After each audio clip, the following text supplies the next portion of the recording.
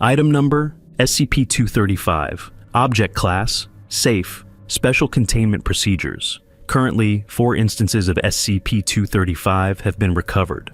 All instances are to be kept in a secure storage locker within Reliquary Research and Containment Site 76. Authorization of 2 Clearance Level 2 staff is required to remove an instance of SCP-235 from storage for research and testing purposes. Description: SCP-235 appear to be shellac phonograph records of the type commonly produced in the late 1920s. Each instance of SCP-235 has a white label with the title in black lettering. Each record contains a different song. They are as follows. Instance SCP-235-1. Title: After You Get What You Want, You Don't Want It. Artist and year: Van and Schenk, 1920. Number of skips per play: 4. Instance SCP-235-2. Title: Dark Was the Night. Artist and year: Blind Willie Johnson, 1927. Number of skips per play: 5. Instance SCP-235-3. Title: Who's Sorry Now. Artist and year: Marion Harris, 1923. Number of skips per play: 7. Instance SCP-235-4. Title: Unknown. Artist and year unknown. Number of skips per play: 15. SCP-235-4 has no label and contains a song that has not been identified. The tune has no lyrics and is a slow, mournful dirge. Each instance of SCP-235 creates an identical phenomenon when played at speeds between 77 and 79 RPM. All objects within a certain distance of the recording, correlated with the volume at which it plays, appear to freeze in place whenever the record skips, or is unable to play a section of the recording. This freeze lasts for a set duration, approximately times the amount of time skipped. Those affected do not perceive the freeze and will continue as they were before it began, unless outside stimulus is introduced to alert them to the gap in time. During the freeze, all motion in the affected area stops completely. Objects thrown or falling will remain in midair. Individuals do not breathe or blink. And even chemical reactions such as fire will simply pause in a manner visually similar to pausing a movie. During this time, any individual outside the range of effect, hereby known as an observer, may enter the area and interact with affected objects.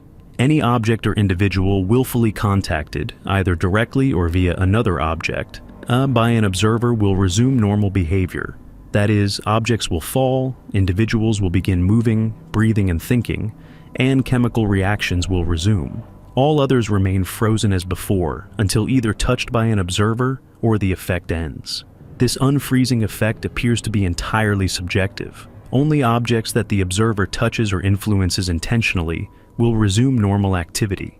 Common phenomena such as rain and wind will not have any effect on the area and will behave as though all objects and individuals in the affected area are rigid and non-absorbent. Instances of SCP-235 and the devices playing them cannot be interacted with during a freeze.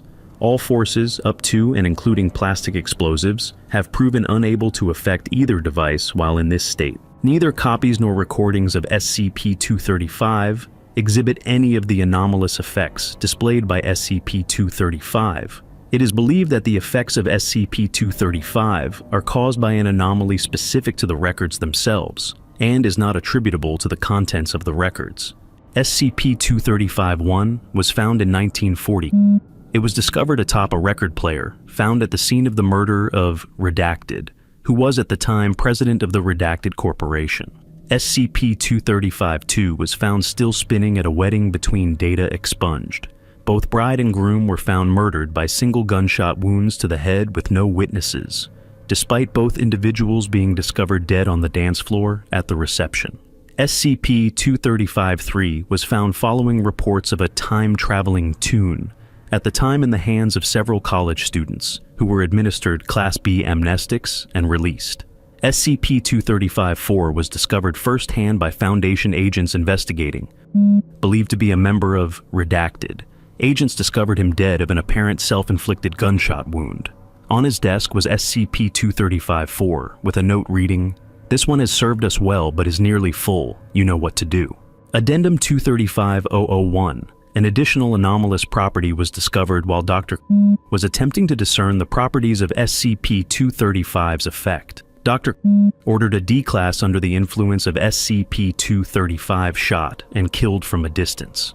While this in and of itself produced little useful data, it was noted on the next playthrough that the record skipped in a location where it had previously played smoothly. Further testing confirmed that each time an individual dies while affected by SCP-235, the instance that produced the effect is damaged slightly, producing another section of the song that is likely to skip. Multiple deaths during a single skip appear to correlate with the new skip being longer in duration, but a consistent pattern has not emerged.